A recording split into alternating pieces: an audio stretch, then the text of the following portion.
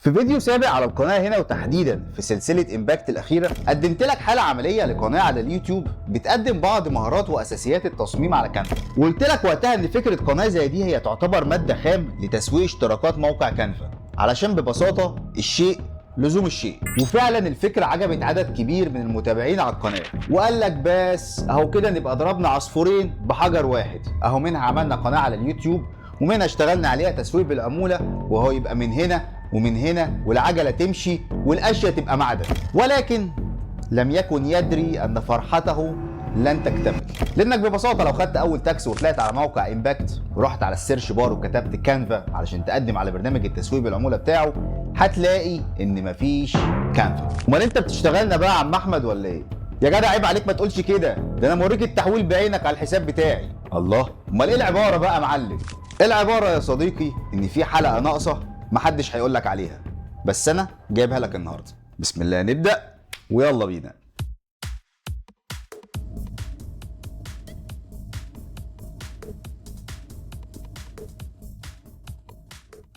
السلام عليكم اجمعين مشاهدين ومتابعين، عاملين ايه؟ يا رب تكونوا بخير. الحمد لله خلصنا سلسله امباكت للتسويق بالعموله، واعتقد كده ان احنا غطينا كل الجوانب اللي انت محتاجها علشان تبدا تشتغل. وفعلا في ناس بدات الشغل بعد السلسله مباشره.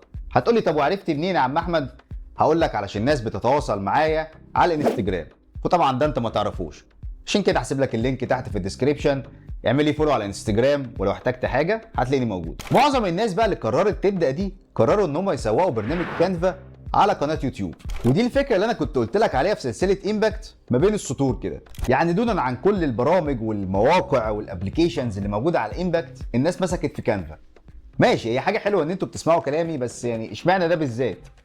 مفيش مشكله، انا معاكم للاخر. بس عموما علشان اللي ما حضرش معانا سلسله امباكت يبقى فاهم احنا بنتكلم عن ايه، الفكره اللي انا قلتها كانت الاتي: هنعمل قناه على اليوتيوب عن مهارات التصميم على موقع كانفا، ومش محتاج تطلع بوشك، انت كل اللي هتعمله انك هتسجل الشاشه بتاعت الخطوات اللي انت هتعملها وهتضيف عليها تعليق صوتي، زي مثلا هتدوس هنا، هتفتح هنا، هنعمل كده، كل الكلام ده. واعتقد ان دي حاجه هتبقى مناسبه جدا لكتير من الناس، خصوصا السيدات اللي بيبقى عندها مشكله ان هي تطلع على اليوتيوب بوشها. واحد هيجي يقول لي يا عم احمد انا اصلا عايز اللي يعلمني على موقع كانفا ده. هقول لك يا عم الحاج، هو انت عايز كل حاجه على الجاهز؟ لازم تبقى فاهم كويس ان مفيش حاجه سهله. الاف الفيديوهات على اليوتيوب بتعلم كانفا. خد لك فتره كده اتعلم الموقع وافهم ازاي بيشتغل وافهم مهارات التصميم فيه، وبعد كده اطلع اتكلم عنه. لان فكره القناه دي من وجهه نظري هي خطه تسويقيه متكامله، عشان زي ما قلت لك في اول الفيديو الشيء لزوم الشيء. انت بتشرح الحاجه وبتبيعها، ومنها هيجي لك فلوس من اليوتيوب على المشاهدات، ومنها برضه هيجي لك فلوس من التسويق بالعموله. يعني بيرفكت. طيب حلو قوي الكلام اللي انت قلته ده. ايه بقى مشكله ان كانفا مش موجود على الموقع؟ تعال هفهمك. موقع كانفا في الفترة الأخيرة انتشر انتشار واسع جدا بين الناس، يعني من الآخر الموقع بقى مسمع وليه اسمه، وده بصراحة عشان استخداماته اللي ملهاش حدود. تصمم صور أو تعدل على صور، تصمم فيديوهات أو تعدل على فيديوهات، عايز تعمل لوجو هتلاقي، عايز تعمل سي في هتلاقي، عايز تعمل برزنتيشن على وايت بورد برضه هتلاقي، تشيل خلفية صورة تمام، تشيل خلفية فيديو تمام برضو، عايز تعمل فيديوهات ريلز للتيك توك والانستجرام والفيسبوك بتبقى جاهزه وبالمقاس بتاعها، ولو قعدنا نتكلم للصبح مش هنخلص. الاستخدام الواسع للموقع ده بقى خلى القائمين على الموقع يغيروا فكرتهم عن التسويق بالعموله.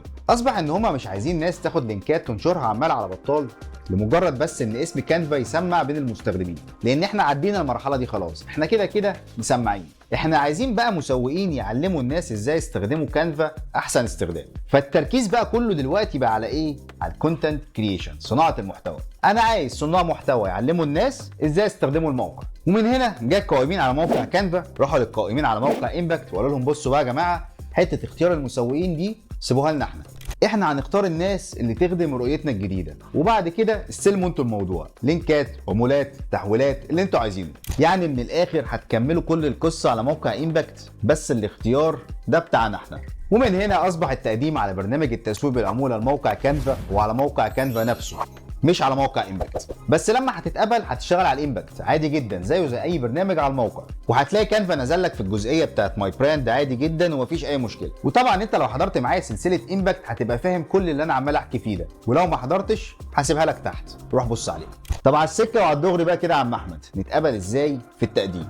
هقول لك. احنا اتفقنا من اول الفيديو ان الخطه المثاليه عشان تسوق الحوار ده وفعلا يطلع لك منه فلوس بعيدا بقى عن اي هري وتضييع للوقت، وانك تعمل محتوى لاستخدام كانفا. واسمع بقى مني الكلمتين دول علشان تتقبل وانت بتقدم على الموقع من اول مره. اعمل القناه الاول واعمل لك عليها فيديو او 2، علشان زي ما هوريك دلوقتي واحنا بنقدم عملي على الموقع، هو هيطلب منك لينكات الفيديوهات اللي انت بتشرح فيها كانفا. وكده انا جبت لك الموضوع من الاخر علشان ما تضيعش وقتك، وعرفتك كل حاجه محتاج تعرفها.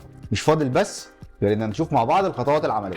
يلا بينا كده ونقول بسم الله. هتروح تفتح عمك جوجل وهتكتب في شريط البحث كانفا افيليت، واول شارع على ايدك الشمال هتتوكل على الله وتدخل فيه. هيدخلك على الصفحه دي اللي فيها شويه معلومات عن برنامج كانفا للتسويق بالعموله، وهتلاقي معظم الكلام في الفاضي ملوش لازمه. بس تعالى بص معايا كده على السؤال ده، بيقول لك وات از تشينجينج وذ كانفا افيليت بروجرام، ايه اللي اتغير في برنامج كانفا للتسويق بالعموله؟ وقام قايلها لك بمنتهى الصراحه يا معلم، وي هاف ميد ديسيجن، احنا خدنا القرار اننا هنعمل فوكس اكتر على الكونتنت كريتور. وهو ده اللي انا قلته لك في الاول، وهو هنا بيقولها لك صريحه. هتسيبك بقى من باقي الكلام ملوش لازمه، وهتنزل لي تحت شويه هتلاقي كلمه ابلاي هير، هندوس عليها هيدخلك على الصفحه دي اللي برده فيها معلومات ملهاش لازمه. يعني هنا مثلا بيقول لك ايه المنصات اللي احنا بندعم فيها صناع المحتوى، يعني وتقريبا كده كاتب المنصات كلها، انستجرام وتويتر وتيك توك ويوتيوب وفيسبوك. المهم هنكمل نزول تحت لحد ما هنلاقي كلمه ابلاي ناو، ودي بقى الصفحه بتاعت الابلكيشن اللي احنا هنملاها علشان نقدم على البرنامج. يلا بينا بقى كده واحده واحده. اول حاجه الفيرست نيم واللاست نيم بتاعك مفيش اي مشاكل فيهم طبعا. بعد كده بيطلب منك الايميل اللي انت مسجل بيه على موقع كانفا،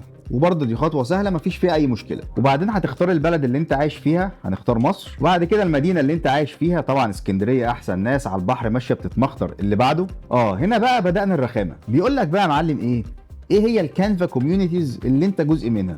يعني ايه بقى الكلام المجعلص ده؟ يعني حضرتك بتصنف نفسك تبع انهي مجموعه من مستخدمين كانفا. فاحنا هنا مثلا ممكن نختار الديزاين كوميونتي، مجتمع التصميم. وبعدين بقى السؤال اللي بعديه ده، يعني انا شخصيا قعدت فتره لحد ما فهمت هو عايز ايه، وهو باختصار كده معناه الاتي: انت جاي تبع مين؟ او بالبلدي واسطتك مين؟ يعني ممكن تقول بمعنى اصح مين اللي رشح لك البرنامج ده علشان تقدم عليه. وبعدين مديك شويه اسامي كده لمديرين في موقع كانفا. بس الحمد لله يعني هو مديك معلومه فوق كده بخط صغير بيقول لك انت لو مش جاي تبع حد اختار ان اي، وطبعا احنا علشان على الله حكايتنا فطبعا هنختار ان اي. وبعدين بيسالك شويه اسئله عن حقوق الملكيه، واصلا مش مديك غير اختيار واحد لكل سؤال، فهو كده كده اصلا مش مديك اختيارات تانية، فانت هتختارهم حتى لو مش عايز تقرا السؤال. هنختار اجري على كله ونتوكل على الله. وبعد كده بقى يا معلم بندخل على المصيده share some of your content with us. ورينا بقى يا معلم المحتوى بتاعك شكله ايه. وعشان كده قلت لك في اول الفيديو ان انت لازم تبدا القناه بتاعتك الاول وتعمل لك فيديوهين 3 قبل ما تفكر تقدم على البرنامج، لان هم هيطلبوا منك الفيديوهات دي. فهنا حضرتك كل اللي هتعمله انك هتجيب لينكات الفيديوهات بتاعتك اللي عاملها على كانفا وتحطها لهم هنا، ومش لازم من على اليوتيوب على فكره، ممكن من على اي منصه. وبعد كده الخطوه اللي بعديها بيطلب منك الامباكت اي دي بتاعك، يعني رقم الحساب بتاعك من على موقع امباكت. هنروح نفتح موقع امباكت وهتدوس على اسمك من فوق، هتلاقي في رقم تحت اسمك هو ده الاي دي. وطبعا لو ما عندكش حساب على موقع امباكت هترجع لسلسله امباكت الاخيره، هتلاقيني سايبها لك تحت في الديسكريبشن، هتلاقي كل الخطوات خطوه بخطوه. وبعدين هيطلب منك لينكات السوشيال ميديا بتاعتك، واظن دي خطوه سهله مش محتاجه شرح، ومش لازم تحطها كلها على فكره، ممكن تحط منصه او 2 بس. وبعدين بقى بيقول لك حابين نتعرف عليك اكتر. طيب تعال نشوف الاسئله اللي هو مديها لنا، ندخل على السؤال الاول. وبيقول لك ايه هي الباك جراوند بتاعتك في صناعه المحتوى، او بمعنى اصح المحتوى بتاعك بخصوص ايه. فانت هنا لازم تكتب له حاجه ليها علاقه بالتصميم وتكون بتتنفذ على كانفا. يعني مثلا ممكن نكتب له تصميم لوجوهات. وبعدين السؤال الثاني بيقول لك ايه اكتر اداه بتستعملها على كانفا. فاحنا ممكن نكتب له هنا باك جراوند ريموفال، ودي الاداه اللي بتشيل الخلفيه من الصوره، وفعلا انا عن نفسي بستخدم الاداه دي كتير جدا. وبعدين ندخل على السؤال الثالث وبيقول لك ايه اكتر حاجه حاسس نفسك خبير فيها. فانت هنا برضو لازم تكتب حاجه ليها علاقه بالتصميم. فاحنا ممكن نكتب له يوتيوب ثامبنيل، الصور المصغره بتاعه اليوتيوب. وبعدين بقى بيسالك السؤال المعتاد اللي تقريبا بقى موجود في اغلب برامج التسويق بالعموله دلوقتي، وبيقول لك ليه عايز تبقى مسوق بالعموله معانا. وكالعاده هتروح تجري على عمك جوجل ترانسليت، وبعدين بقى تكتب له كلمتين حلوين كده ان انت بتعمل فيديوهات شرح لاستخدام موقع كانفا، وان انت هتعرف ترشح الموقع لعدد من المستخدمين من خلال المحتوى بتاعك. وبعدين تخبط هنا واحده كوبي وتروح هناك ترزع واحده بيست. وبعدين هنوافق على الشروط والاحكام ونديها واحده سبميت. وبس كده احنا تمام خلصنا التقديم على موقع كانفا. بس الخبر الوحش هنا ان هم بيردوا عليك بعد شهر ونص او شهرين، وهو ده اللي حصل معايا شخصيا. بس الحمد لله في الاخر هم ردوا عليا. بس علشان تبقى معايا في الصوره وابقى شرحت لك كل حاجه، تعالى اوريك الايميل اللي هيوصلك لما يردوا عليك. وهو ده الميل اللي جالي لما قدمت على برنامج كانفا من الاكونت الشخصي بتاعي اول مره. وتقريبا الميل ده وصلني يوم 17/10 اللي فات، وبيكون باعت لك لينك في الميل علشان تعمل عليه ساين ان، واللينك ده بيكون عباره عن فورمه فيها شويه بيانات عنك بتملاها، وبعدين بيقول لك ان احنا هنبعت لك ايميل تاني بعد 7 أو 10 ايام. وفعلا في ايميل تاني وصلني منهم يوم 30/10 وبيقول لك ويلكم، انت كده معانا وزي الفل، وبعت لك الموقع بتاع المنتدى الخاص بمسوقين موقع كانفا والباسورد بتاعك. هندوس على اللينك وتكتب الباسورد، هيدخلك على الصفحه دي، هتلاقي فيها افكار كتير جدا ممكن تساعدك في تسويق الموقع، وهتلاقي خدمه عملاء ممكن تتواصل معاها لو محتاج اي استفسار. وطبعا بعد ما هتتقبل هتلاقي كانفا نزل لك اوتوماتيك على موقع امباكت، وكده كل حاجه تمام وزي الفل. وكده انا شرحت لك بالتفصيل ازاي تقدم على برنامج التسويق بالعموله على موقع كانفا. وانا عارف ان فتره القبول بتبقى طويله شويه من 6 ل 8 اسابيع، بس صدقني الموضوع يستاهل. واكيد طبعا في الفتره دي انت مش هتبقى قاعد حاطط ايدك على خدك، هيبقى عندك القناه اللي انت بتشتغل عليها، بتحاول تطور من نفسك وبتحاول تعمل فيديوهات وبترفع فيديوهات علشان تحاول تحقق الشروط بتاعه اليوتيوب، علشان اول ما يجيلك اللينك بتاع كانفا تاخده تحطه على كل الفيديوهات اللي انت عملتها.